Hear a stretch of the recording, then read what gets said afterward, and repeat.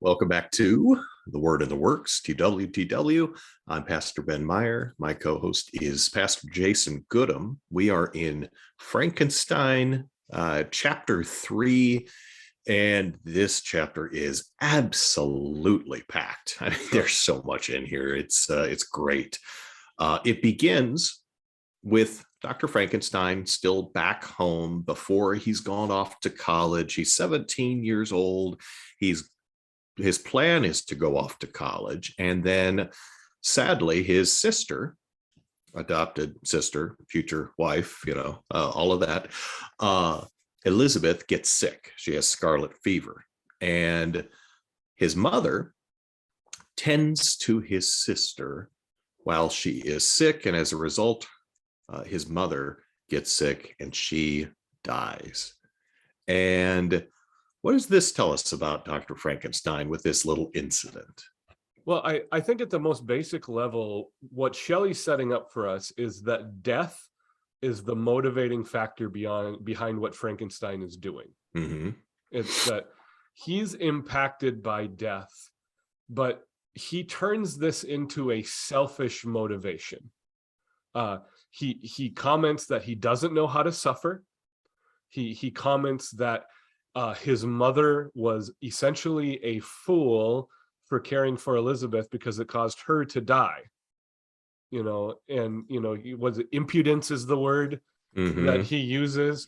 Yeah. So no, he says Elizabeth was saved, but the consequences of this imprudence were fatal to her preserver. So, Mom, you were imprudent in loving your daughter and caring for her. It really is revealing of his character. He doesn't see this as a self-sacrificial act of love.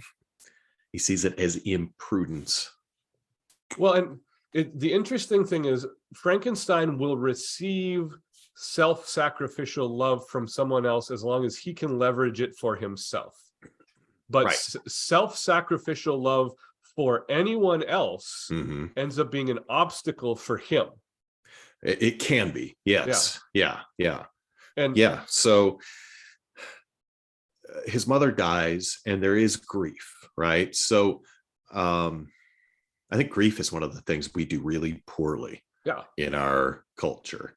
The idea with our culture is we almost do away with grief, where it's, no, we're not going to have a funeral. We'll have a celebration of life. You don't get an opportunity to grieve because we're going to celebrate. And this is unnatural. It's unhealthy. It's not the way to go about being able to deal with death. Yeah, I used to think our modern society had a problem with death. That I used to think that was the root cause of this. And then I started thinking, our society doesn't have any problem with death. Everything about society is death. We love death. The problem that society has is with grief, is with sorrow. Yeah. We are uncomfortable when someone else is in mourning. And now hurry up and get over it, because you're making me uncomfortable. That's exactly what it is. And of all the places for Victor Frankenstein to be morally superior than us is his willingness to acknowledge death. Yeah. And to accept it. And, we avoid it at all costs because we don't want to, I think it's really the prosperity gospel that's ingrained in all of us, that if someone is mourning, that means they're lacking something, and it must mean that there's a fault intrinsic to the core of who they are. Or a lack of faith or something, anything like that. Because it's very much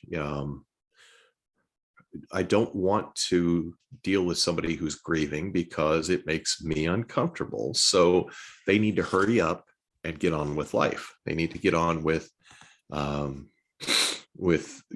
on a happy face, if for no other reason than that makes me less uncomfortable. Yeah, exactly. And that sort of attitude flies in the face.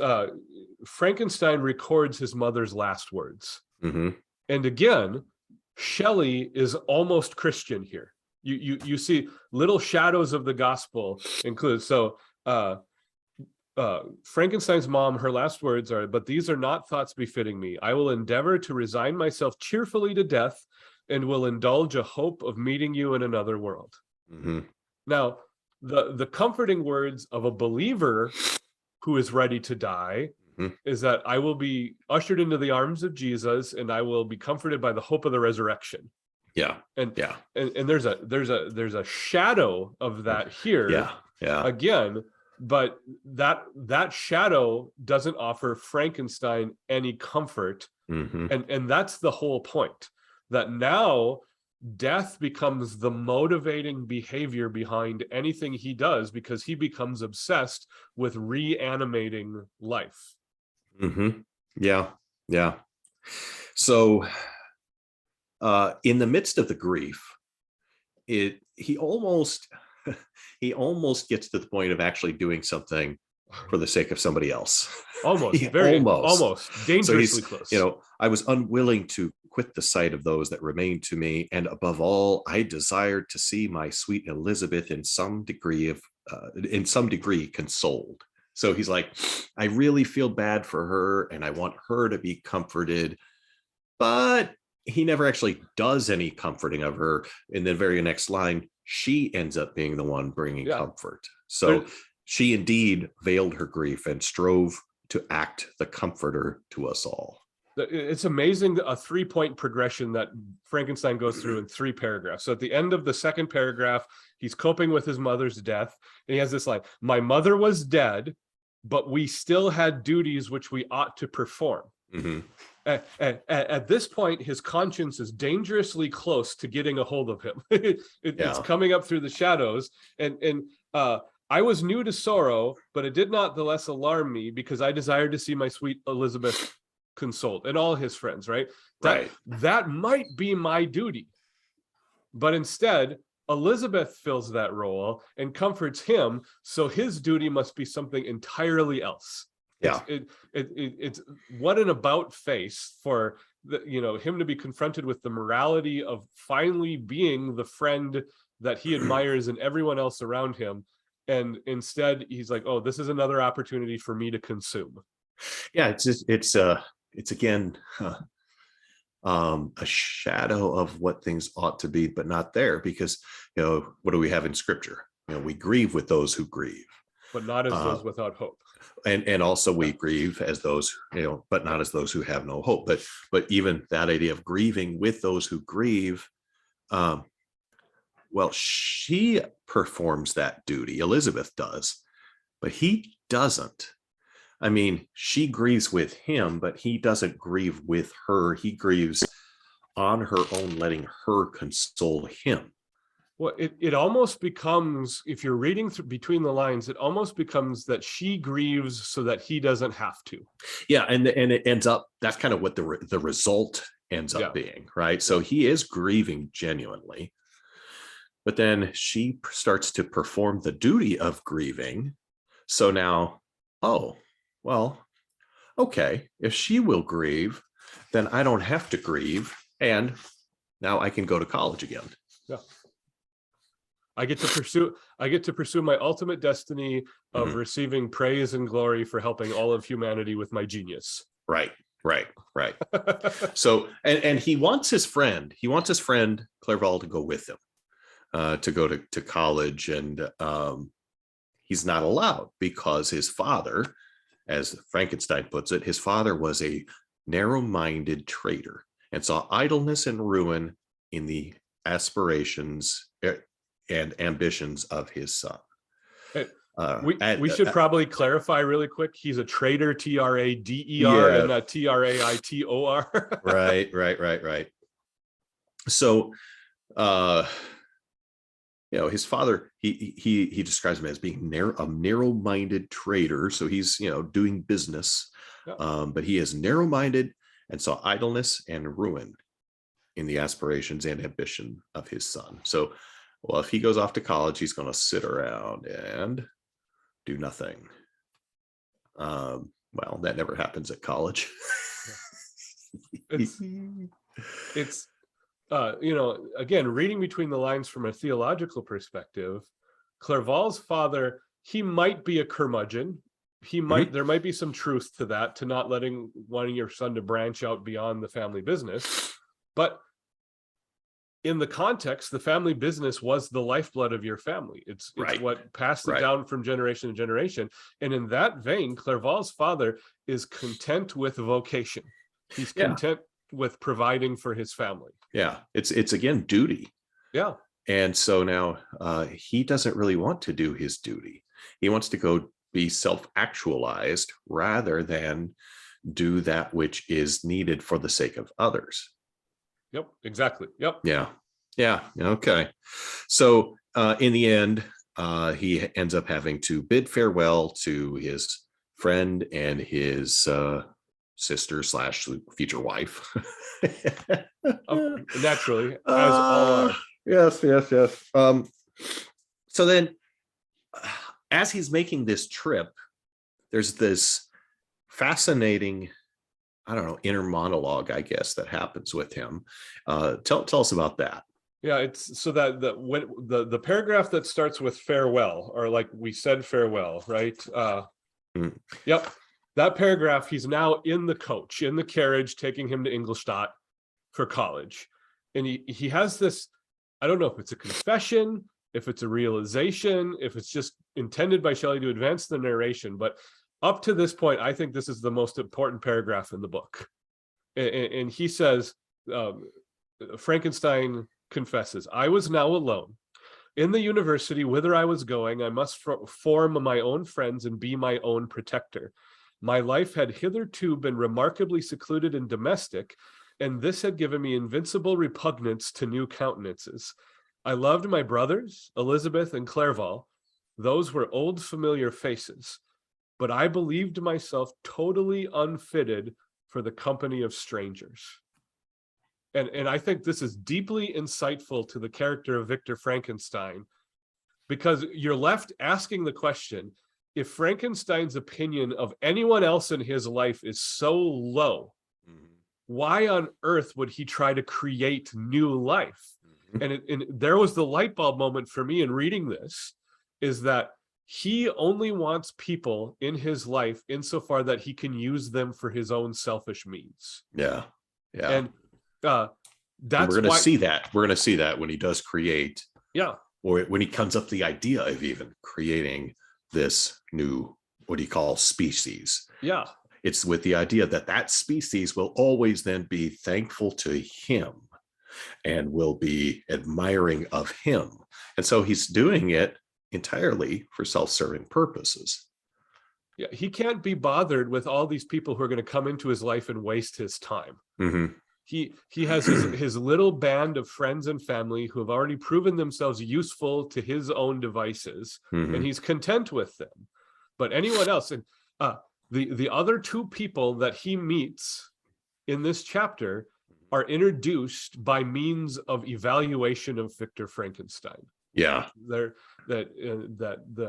way they enter is that he is assessing their usefulness, one for not useful and one for incredibly useful. So let's deal with the first one. So the first person that he meets, that he interacts with at the university, is Krempe, and he is a professor of natural philosophy. And they're talking, and Krempe asks Frankenstein, what has he studied? And when Frankenstein tells him the kinds of things he's been reading, Krempe, doesn't pull any punches. You have burdened your memory with exploded systems and useless names. Yeah. And so he has no time for Krempe. He thinks Krempe is just a stick in the mud. He's a squat little man with a gruff voice and a repulsive countenance. There you go. That goes right on the business card. Wow. That's amazing. Yeah. He's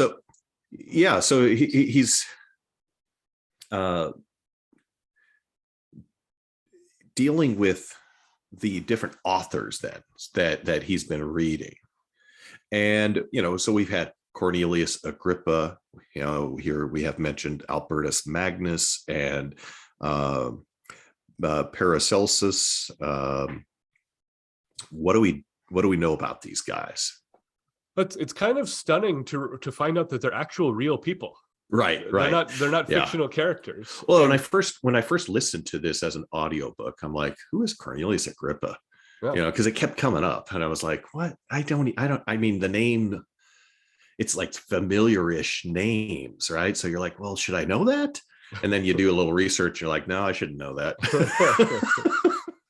Yeah. So Agrippa was an early scientist in the end of the Dark Ages, beginning of the Middle Ages, however you want to be. But he was an early leader of the occult. Mm-hmm. He's fascinated with magic.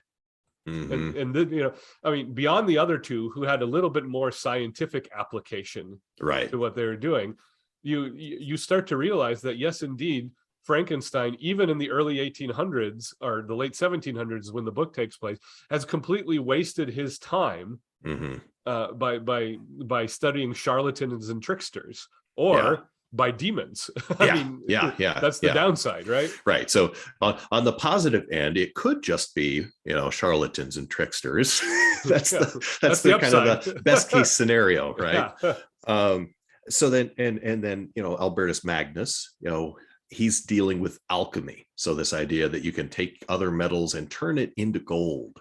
And so we have these kind of things in the background of okay, he's interested in occultish things because maybe there's power there. He's interested in this idea, alchemy, because there's power there, that transformative power that I could harness for my own good, my own ends. And so I think that's kind of the underlying thing with these authors that really attracts him to them, that they're offering him this idea of power, this idea of being able to accomplish amazing things, and as a result, of course, gain fame and wealth and all of that. Okay. Yeah, he moves from that, and then Krempe sucks all the wind out of his sails. He does. He just crushes him. By the end of it, he's just kind of like, I don't even really want to be a student here, Going to give up.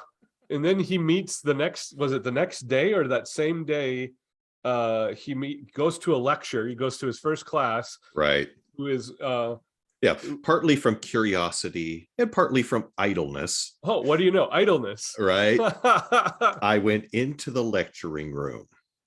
And so then he meets Waldman. And Waldman really stokes his imagination again. Waldman, all of the breath that had been sucked out of him by Krempe, he breathes it right back into him. Yeah. And so Waldman is he's an interesting character because he seems to have some knowledge and be, it's kind of like, okay, all of those things that Krempe holds to, he would also hold to, but he's also offering this whole new other thing. So he is kind of the master of the half-truth, which reminds us of who? Yeah. I really think Waldman plays the role of the serpent in this story. We've already talked about how often Shelley takes us into the Garden of Eden, right? The interaction with the forbidden fruit, and not trusting, wanting to be like God, and all of these things. And then Waldman holds it, almost holds the apple out, and has them. And immediately, well, the first thing you notice about Waldman is Frankenstein's assessment of him is entirely positive. Right. There's nothing wrong with him. There's nothing down. Nothing bad about nothing wrong with him. Yeah. And then in the end, the Waldman's last words, if your wish is to become really a man of science and not merely a petty experimentalist, I should have you apply to every branch of natural philosophy, including mathematics. And there's just enough of that you will be like God Yeah. kind of tone of voice from Waldman, Mhm. that, you have to wonder if Waldman isn't a good guy. Well, what's interesting, and for those who watch this who are on Twitter, there was this amazing conversation a couple of weeks ago among a lot of people that reminding people that in the movie Dead Poets Society, Yeah. Robin Williams' character is the bad guy. He is the bad guy. Yeah, Oh, he's not the protagonist, he's the right. antagonist. And that's Waldman is the same vibe here. He's set up as this benevolent professor with a love of learning who entices Frankenstein to the fullest of his natural aptitude, but I don't think he's that guy. He's not a good guy. Yeah. And he intrigues him with what? With power. With power. They have acquired new and almost unlimited powers. They can command the thunders of heaven, mimic the earthquake, and even mock the invisible world with its own shadows. So he's offering this power that Frankenstein is so very interested in. And so then in the end, when he talks with him, Waldman says, I am happy to have gained a disciple. Oh, Ooh. Should send chills through your bones. And that discipleship is almost based on a deception, because Frankenstein's pursuing that power. And we've talked about Frankenstein, when he uses a negative assessment of what science is, he uses this word chimera or chimerical. Bless you. Yeah, excuse me. Yeah. But when Frankenstein's used that, again, it's just this complete lack of self-awareness when he pursues this power, because in assessing something as chimerical or a chimera, in Greek mythology, that was a monster that was stitched together from the various parts of other creatures, which in the end is exactly what Frankenstein does through Waldman's enticements and tutelage. Right. Yeah, I mean, that is the monster that he creates. That is literally a chimera. Literally. Yes. Okay, so he ends very much interested in the future and having these great aspirations for what he's going to accomplish, and he really does seem well. He's back on the path, right? Now, what's the path? A path to? Yeah. Well, it's a path to destruction. Well, and he might not even be on the path that he envisioned of himself going to college. He's on a path. Right. I think you can make a pretty good argument that he's on a completely different path, even than when he left for Ingolstadt. Because his father has knocked him off a path, and then Krempe comes along and completely knocks him off the path. And this foreshadowing, the last line of the chapter is really interesting in that respect. Thus ended a memorable day to me. It decided my future destiny. And Frankenstein's back on a path. Yeah. But it's not the path that he has started on, nor the path that he should be following. Again, she's so good at those last lines of a chapter. Like that's great. That's great stuff.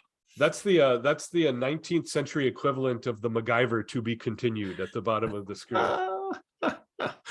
Yeah, but so much more creative. Yeah, it's so much better.